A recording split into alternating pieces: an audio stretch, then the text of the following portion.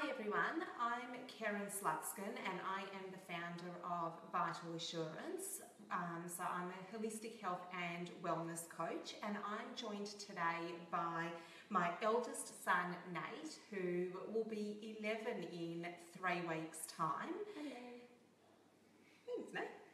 So Nate's actually joining us today to be able to do a little bit of a question and answer session before we get into our cooking demonstration, which when we get to the cooking demonstration we'll be joined by my younger son Toby as well. So the reason why I wanted to do this session and to do this Q&A session as well is because if you haven't already started school, then school is starting for everybody this week. Woohoo!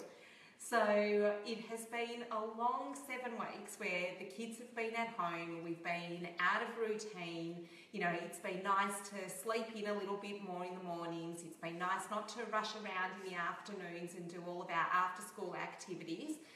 But it also means that we've probably been a little bit more relaxed with the foods that we've been eating. You go to the movies, you catch up with friends, you go out for dinners. But all good things must come to an end, and that means that we need to just start tying things back a little bit and start getting back into our normal routines. And for me, part of that is about food preparation for our healthy school lunch boxes. And last year was a very big change for our family in terms of the products that were put into the kids' lunch boxes. And Nate, do you actually remember what some of the things were that I had included previously in lunch boxes? Not really. You don't? Was there a lot more packaged type of foods? A lot more packaged. Yeah, so we, the same as every other mother, it's, a real hassle, I guess, every day to have to do these lunch boxes, and convenience is always the way to go. And convenience is packaged foods. You go to the supermarket, you buy things, you fill your trolley up with a whole lot of different bits and pieces that it's just going to be easy to throw into your kids' lunch boxes.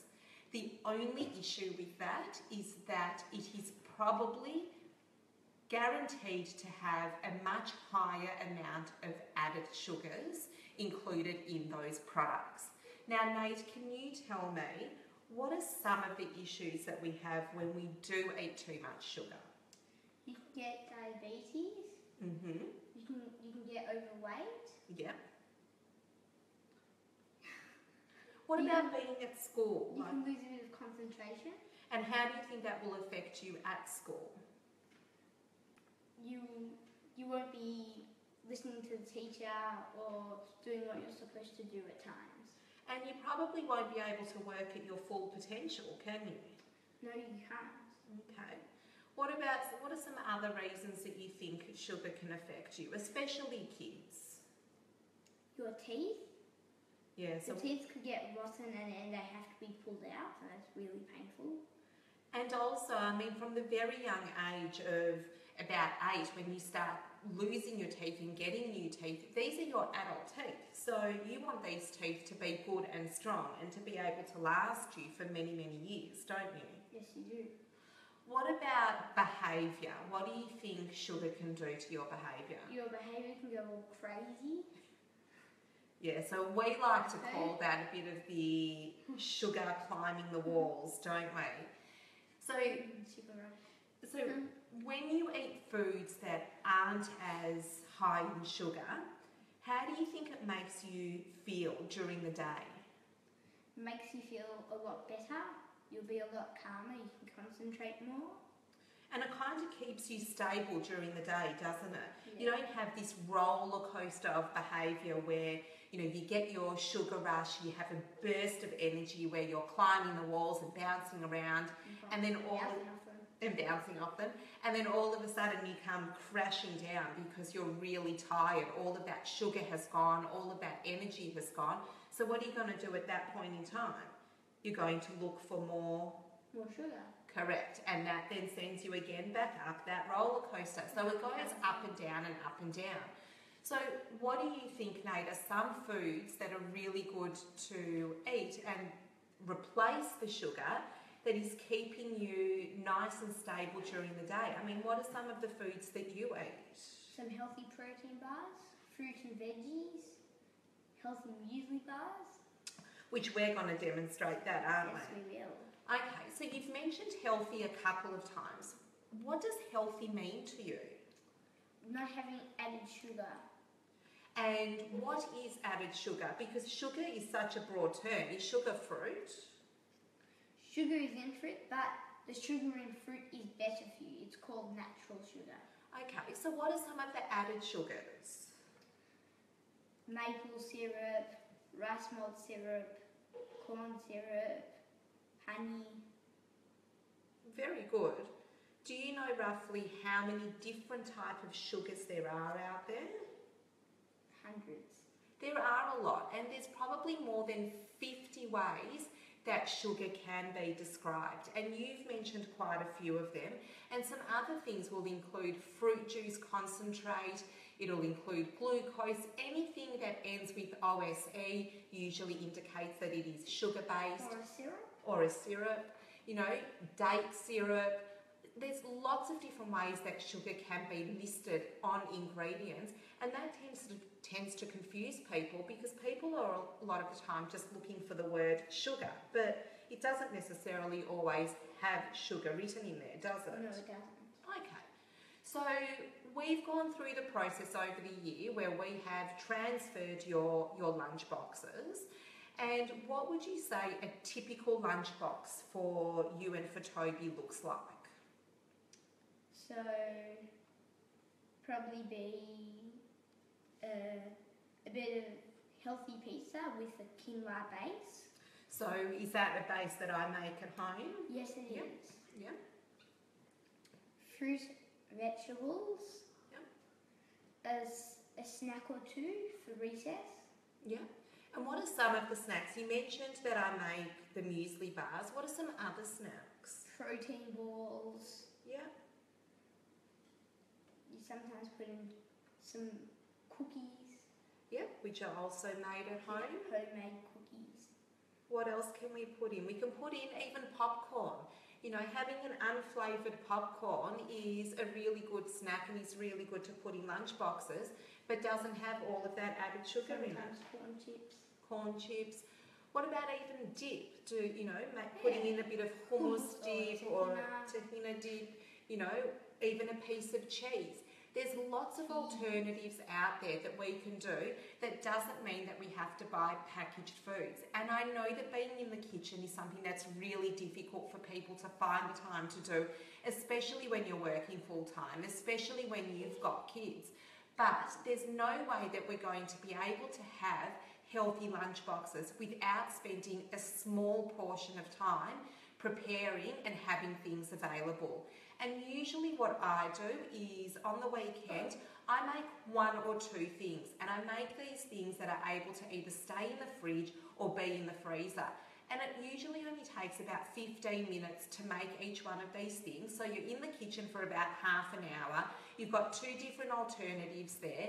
The next weekend or later on in the week, you can do another one or two things, and then you've got a lot more to replace with, and you've got a lot more that you can circulate between the lunch boxes so that they don't get bored, that they don't get tired of eating the same foods over and over again. But there is going to be no way that we're going to be able to buy everything from the supermarket and not have all of those added sugars and added preservatives as well.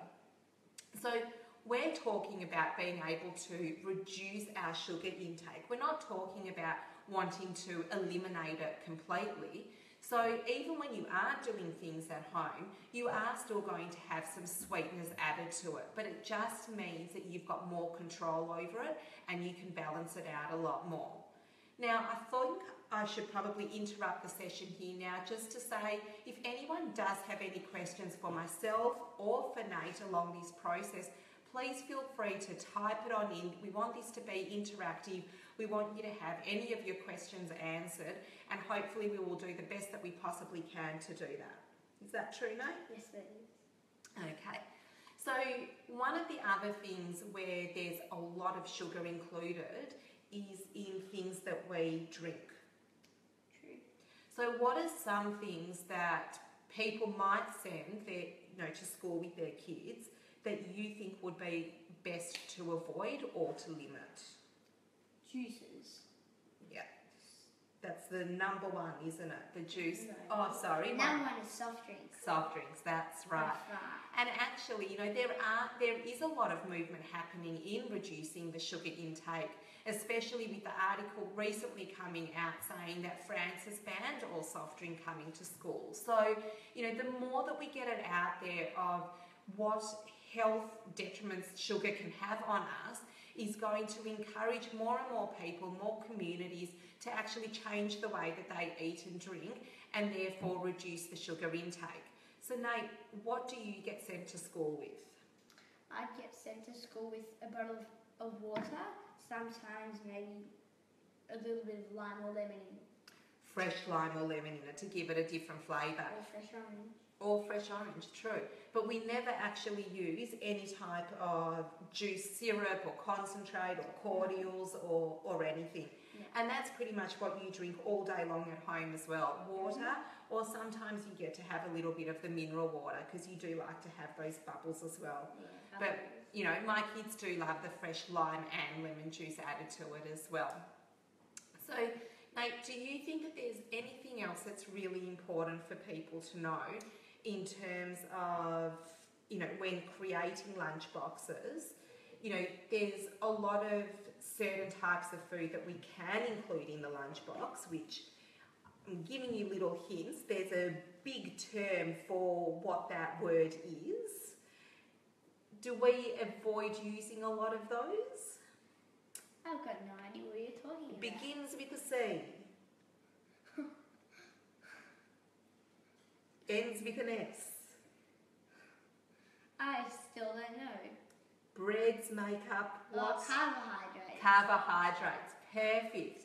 And so why do you think that avoiding eating a lot of these simple carbohydrates like your bread and your pasta is important?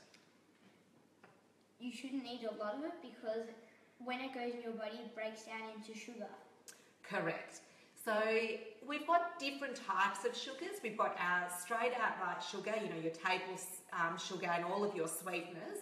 But we've also got our simple carbohydrates, which is your bread, your pasta, your crackers, your wraps, all of these foods, all of these starchy foods, which your body breaks down into sugar as well, into a form of sugar, which if you eat too much of that, that can also send you in that spiral roller coaster, where you've got all of that energy, you then use it all, you then end up being really tired, you get that energy slump, which we all know as adults being the 3 p.m. slump. Well, kids will experience that at school as well. So what are some things that you can have in your lunchbox as alternatives to these carbohydrates? So what are some of the things that we have? You could have pizza, as I mentioned before, which is a non-carbohydrate base, yeah. You could have a salad. Beautiful.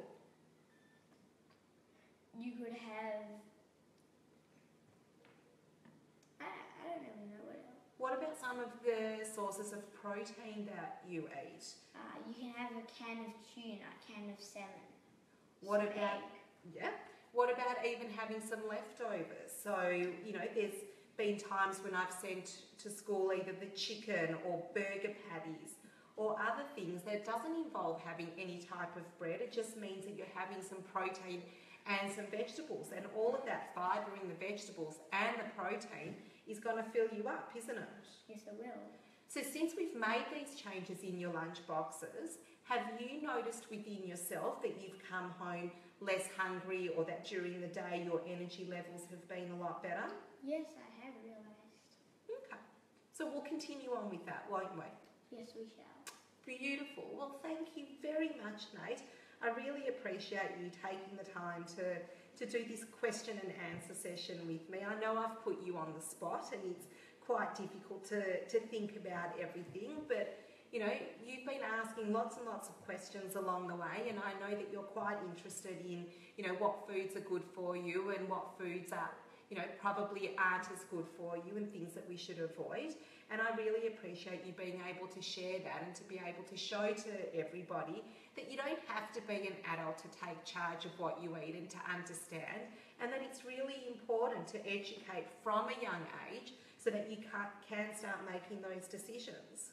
So we've just come back from being away for a couple of weeks where the kids had huge buffets to choose from, and they went through the process of being able to select the foods and not go to the cereals and not go to all of the pastries and the breads, yet head towards the salad bar and head towards the egg station, and they did have some baked beans and everything there as well. So through all of this learning and all of this education enabled them to power themselves with the opportunity to make the best decisions for them. So we will then lead that into making a healthy lunchbox muesli bar treat. Oh yes, Bisley's. Bisley's are something that we want to avoid, isn't it? Worse. Yeah, that's got some other form of ingredient in it that we want to avoid. What's that? MSG. Perfect. So Toby's going to come in and he's going to join us with this muesli bar, isn't he? Come on in, Toby. Say hi, everyone. Hello. Okay. So this is going to be a 5-minute muesli bar that's not going to take long to prepare at all. Now, what I want to show you, you're going to grab the I'll grab it. pan for me. So whilst we've been talking, I've had just a combination of half a cup of tahini, 50 grams of raw honey, and a quarter of a cup of coconut oil on the stove, just to be able to melt it all together and to bring it all nice and soft and thick. Now, I know a lot of you probably would have sparked up when I said that there's some honey in there, and there is. There's 50 grams of honey in the whole amount of muesli bars, which we're going to get 16 muesli bars out of this recipe.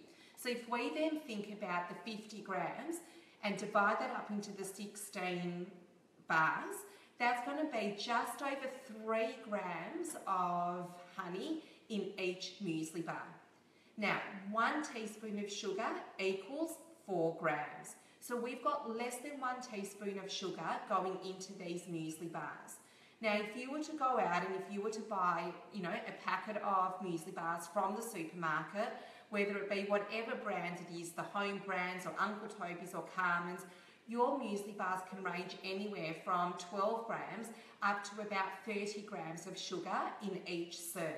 So despite the fact that this does have a little bit of sugar in it, it's actually a really small amount, and it is reasonable to be able to have less than a teaspoon of sugar in our muesli bars. Because once again, what we're saying is we're not eliminating it, it's just about reducing it. So what you need to do is grab yourself a big bowl. I've got 1.5 cups here of oats, your traditional oats, so not your quick oats. So pop that in. Oats are done. Beautiful. We are a nut-free school, so we're going to do this muesli bar being nut-free. So we're going to add a quarter of a cup of sunflower seeds. Now, if you want, you can add nuts if your school is nut-free. So we're now going to add a quarter of a cup of flaxseed flour, which is just ground flax seeds. You can also add linseed meal or LSA if you find that in the supermarket, whatever suits you. We're also going to add a quarter of a cup of chia seeds. And chia seeds are a great source of omega-3s. And omega-3s are so important for our brains and for our ability to concentrate that kids are going to really, really, get so much out of the omega-3s from the chia seeds. What we're going to do now is use this teaspoon for the cinnamon. So Toby, I'm going to get you to pop the teaspoon in. We want 2 teaspoons of cinnamon. So if you hold it over the bowl, pour out 2 teaspoons. Perfect. That's it. Or that's probably one and That's probably almost two, I'd say. So maybe just put a small little sprinkle in. Don't see that. Beautiful. My kids love the cinnamon taste, so that's all good, Nate. Just hold on from there. Hold on. Toby, in the meantime, can you just give that gently a nice mix so that everything is well combined? And here we have some alcohol-free. Just so that it all stays in the bowl. Fantastic. Nate, can you now add, careful not to poke Nate's eye out, can you add 1 tablespoon of the vanilla essence for me, please? Isn't it extract? Same difference, just slightly different word. Perfect. Thank you. I'm going to add just a small pinch of salt. No, that's my job. I'm the best at doing salt. Okay. Now mix. What I think might be best is if each of you put on one of those gloves. So Nate, the blue ones are the smaller ones. Thank you. So in the meantime, I've got an 8x8 dish here that I've just lined with some parchment paper, and that's all ready to go. Okay, surgeons. I need second one for the surgeons. Okay, Toby, instead of using the spoon, I've told you to pop the glove on so that you can use your hand. So nicely mix all of that in. Okay, and now that this is all melted, this is what we're going to be using to combine everything together. So boys, move your hands out of the way whilst I pop this in. One second, I just want to scrape it all in. So Toby and Nate, just hold your horses for 2 seconds. Horses. So using a spatula, I want to scrape it all in from the pan.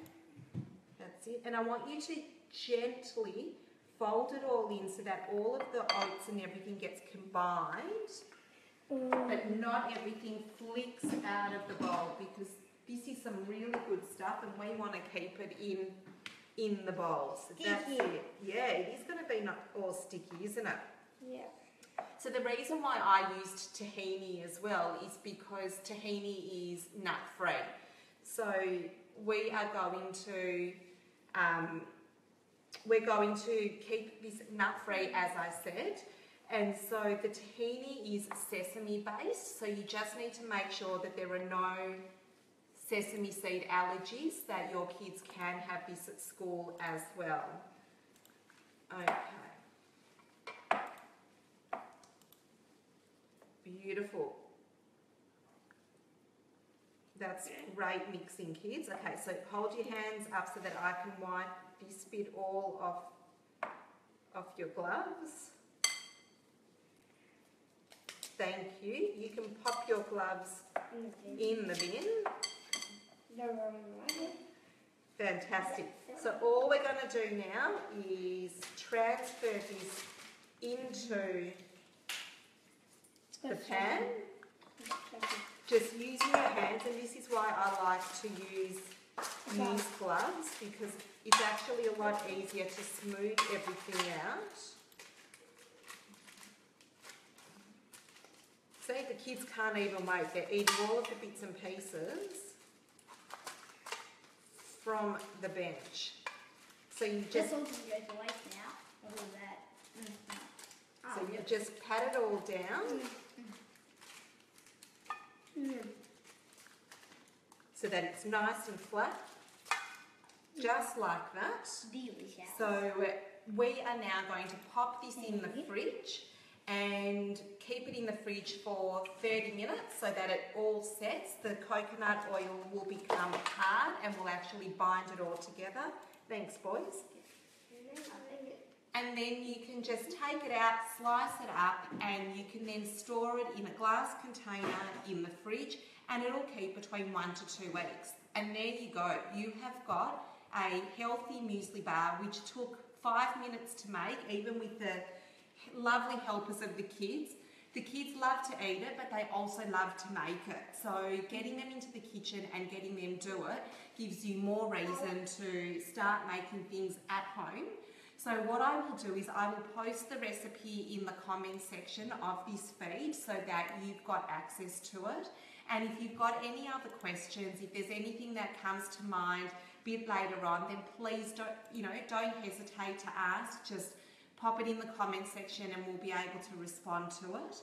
If you've got any personal questions that you want to have answered, or if you want some extra tips or some extra advice, you can contact me at info@vitalassurance.com.au. You can also check out my website, which is vitalassurance.com.au, for some more recipes that you might find interesting and tasty. So I wish you all well. Enjoy the rest of your weekend in the beautiful sunshine, which it's nice and sunny here in Melbourne. Enjoy your precious time with your kids, and I wish you all the best for the start of the new year. Thanks for joining in good health, Karen. Bye. Bye.